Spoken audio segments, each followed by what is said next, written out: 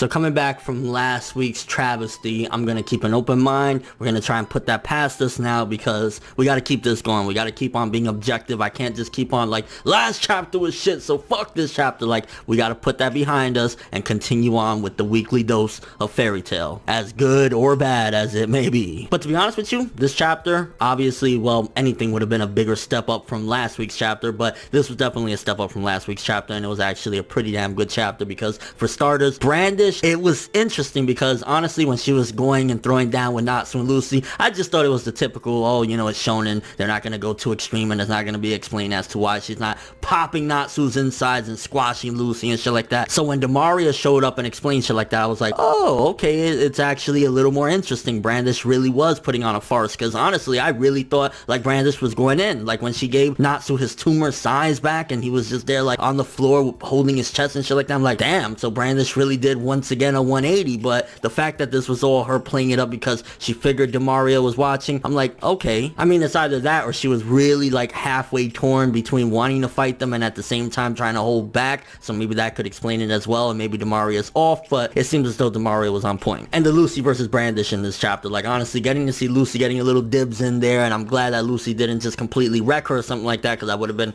horrible, horrendous. And I'm like, yo, let's be clear here, this is supposed to be one of the Spriggan 12s. Lucy, no matter what, should not be able to take her on by herself, and I'm glad it went the way it did. Like honestly, it was good stuff, and especially that Aquametria kick, I was like, yes, like Hero has learned to do better things with Lucy and not just make her, you know, a damsel in distress. Like in the past few arcs or whatever, he's really stepped up his writing in Lucy's department. Like he actually made her in this chapter, like, you know, she was going in, she ended up taking the L or whatever, like Brandish was kicking her ass towards the end, but she was at least getting some dibs in and really going in, and it wasn't just like, you know, I'm outclassed, which she did even mention that, and I was glad again it wasn't just like, you know, I don't care what it takes, I'm gonna kick your ass. She was like, yeah, you know, I am weaker than you, but however, I'm going to take you out because friendship. But at the very least, she really wasn't capable of doing it anyway, because let alone in this chapter, you know, she was faking the fight. If Brandish went in, it would have been no contest. So at the very least, we didn't get a friendship KO or nothing like that. Even though Lucy was prepping up for it, it was like, it wasn't happening, girl. Kind of curious if Dimaria is on point regarding Brandish, which seemingly she is. When was it that Brandish actually caught on that Dimaria was watching? Or was it when last chapter the other dude showed up, she was like, okay, there could be more people watching, so I really gotta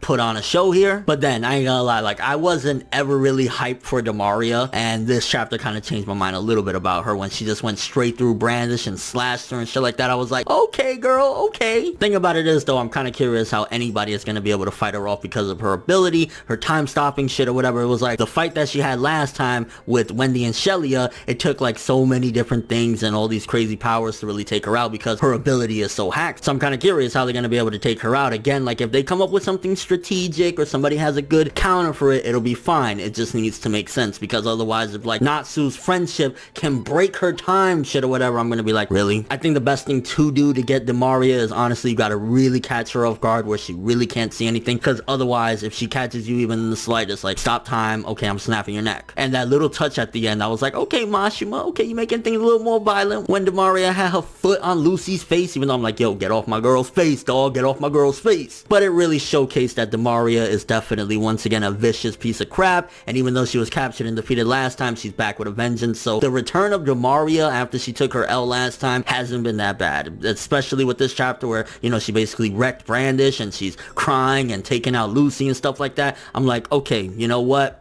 Dimaria, your return is acceptable. So with all that being said, honestly, good to a very good. I want to say maybe 7.5, 8 max for this chapter. Decent fights, a little decent turn of events regarding Brandish, even though some people did call it. Like I did see people saying, Brandish is really putting on a show, although again, I would like to see when was it that she caught on that Dimaria was watching. But let me know what you guys think. What did you think about the Lucy versus Brandish fight? What do you think about Dimaria stepping in? Do you think that her return now is acceptable, the way she's being vicious and, you know, slashing Brandish and what she did to Lucy and stuff like that? And do you think there's a possible turnaround for her character once she finds out like how good Fairy Tail and them are, or she's really just gonna go out like a beast and say, nah, I don't care, you're a traitor, Alvarez for life, dog? Think overall thoughts of the chapter. Again, coming back from last week, pretty much any chapter would have been like a-okay, but it's good that at least it came back and is doing a pretty damn good chapter. But thanks for watching, hope you enjoyed it. If you liked anything I had to say or enjoyed the video, drop me a like, I'd greatly appreciate it. And if you want more from me, make sure to subscribe, follow me on Twitter, Instagram, and stalk my Facebook to get more when the video ends. I'm ForneverWorld, and as always, people, have an awesome day.